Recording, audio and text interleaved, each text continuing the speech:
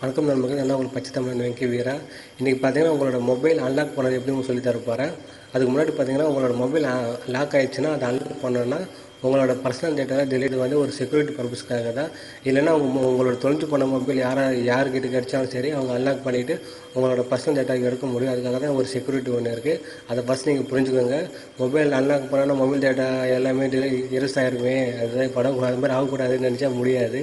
ஏன்னா இது வந்து முழுக்க தான், ஓகேவா.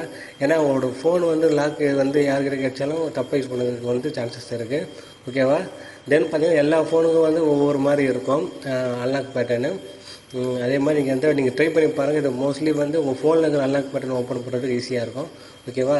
இப்போ நான் என்ன பண்ண போகிறேன்னா ஃபோனை எடுக்க போகிறேன். ஃபோனை எடுத்துகிட்டு அதுக்கப்புறம் நான் சுவிட்ச் ஆஃப் பண்ண போகிறேன். இப்போ கொஞ்சம் பாருங்கள். தென் என்னோடய கை கொஞ்சம் வெள்ளையாகிற மாதிரி தெரியும்.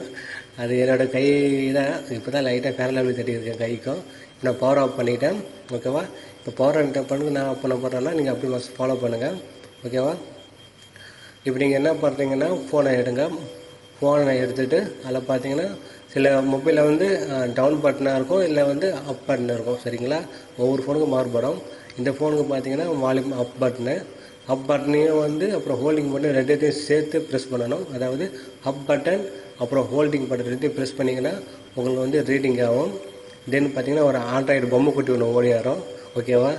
அந்த பொம்மை குட்டியை நீங்கள் வந்து என்ன பண்ணணுன்னா திருப்பி நீங்கள் வந்து ஸ்லைடு அமுக்குனீங்கன்னா அதோட காட்டும், அதாவது சிஸ்டம் ஃபார்மேட்டு காட்டும். இப்போ காட்டுறது பாருங்கள். லோட் ஆகிடுச்சிங்களா. இப்போ பார்த்தீங்கன்னா இந்த ஆண்ட்ராய்டு பொம்மை காட்டும்.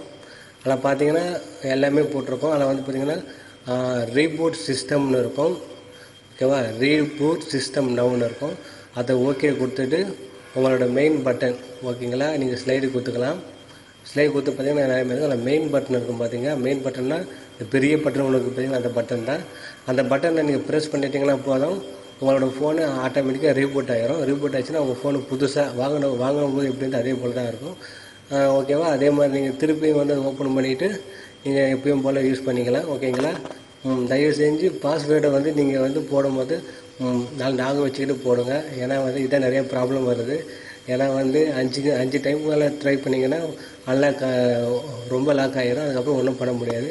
இது ஒரு செக்யூரிட்டி பர்பஸ்க்காக தான் இந்த வீடியோஸ் வந்து அவங்க எல்லாருக்கும் சொல்கிறது. ஏன்னா நிறைய பேர் இந்த மாதிரி தான் தப்பு பண்ணுறாங்க, ஓகேவா. இது நீங்கள் செக் பண்ணி பாருங்கள். ஏன்னா இன்னொரு விஷயம் என்னென்னா அந்த மொபைல் லாக் ஆகி சொல்லிவிட்டு சில பேருக்கு வந்து ஃபோன் கடையில் கொடுத்துட்றாங்க. இந்திய ரூபாய்க்கு ஒரு 500 300 வாங்கிட்டு ஃபோனை திருப்பி கொடுத்துறானுங்க. கொடுக்கும்போது இவ்வளோ கேமரா நோண்டி கொடுத்துறானுங்க.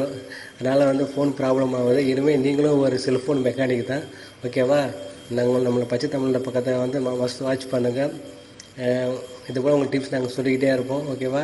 நீங்கள் எந்த ஒரு காரணத்தை கொண்டும் உங்களோட மொபைலை வந்து மொபைல் ஷாப்பில் கொடுத்துறாதீங்க. நான் நிறையா வாட்டி அனுபவப்பட்டுக்கிறேன். ஓகே, நன்றி, வணக்கம், see you, டாடா, பாய்.